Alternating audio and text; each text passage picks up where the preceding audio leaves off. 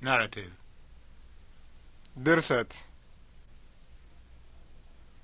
በከፍተኛ ቦታ ላይ እኖራለሁ። የውጭ ጉዳይ ሚኒስቴር ባለስልጣኖች ወደዚህ ከተማ መጡ። ማናቸውም ተማሪ ወደ ትምህርት ቤት መሄድ ይገባዋል። ስራው ከተጣራልኝ በኋላ ልመጣ እችላለሁ። ተጣራ፣ መጣራት፣ ይጣራል። እንደሚመጣ አረጋገጠልኝ። ማረጋገጥ፣ ያረጋግጣል። ተማሪዎች ሁሉ የተማሪ ቤቱን ደንብ ያውቃሉ። ትምህርቴን በዋሽንግተን ውስጥ ፈጸምሁ።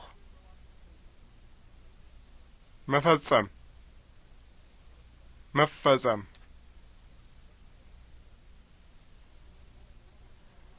አቶ ለማ በኢትዮጵያ ውስጥ የሚሰጠውን ትምህርት ከጨረሰ በኋላ ለከፍተኛ ትምህርት ወደ አሜሪካ ለመሄድ አሰበ። አንድ ቀን በጠዋት ተነስቶ ስለ ቪዛው ለመነጋገር ወደ አሜሪካን ኤምባሲ ሄደ። እዚያም የቪዛውን ሹም አግኝቶ ሰላምታ ከሰጠው በኋላ ወደ አሜሪካ ለመሄድ መፈለጉን ገለጸለት። የቪዛው ሹም የሚገባበትን ዩኒቨርሲቲና እንደዚሁም ከዩኒቨርሲቲው ባለስልጣኖች ደብዳቤ ማግኘቱን ጠየቀው።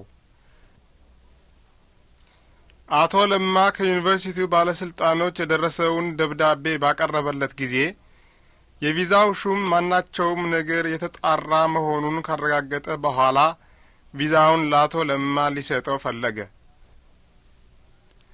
ማናቸውም ሰው ለትምህርት ወደ አሜሪካ ለመሄድ ሲፈልግ በመጀመሪያ የሚገባውን ደንብ መፈጸም አለበት።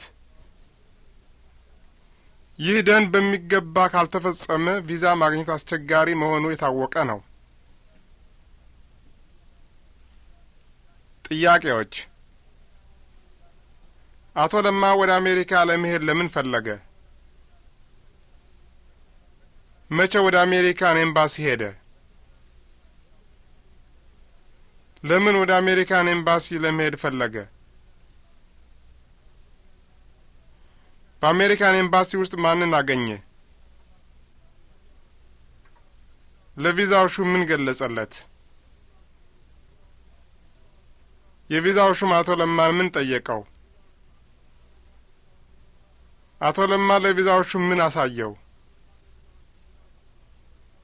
የቪዛው ሹም ለአቶ ለማ ምን ሊሰጠው ፈለገ? አንድ ተማሪ ለትምህርት ወደ አሜሪካ ሲሄድ ምን ማድረግ ይገባዋል? አንድ ሰው የሚገባውን ደንብ ከፈጸመ ቪዛ ማግኘት አስቸጋሪ ነው? This is the end of Unit 21.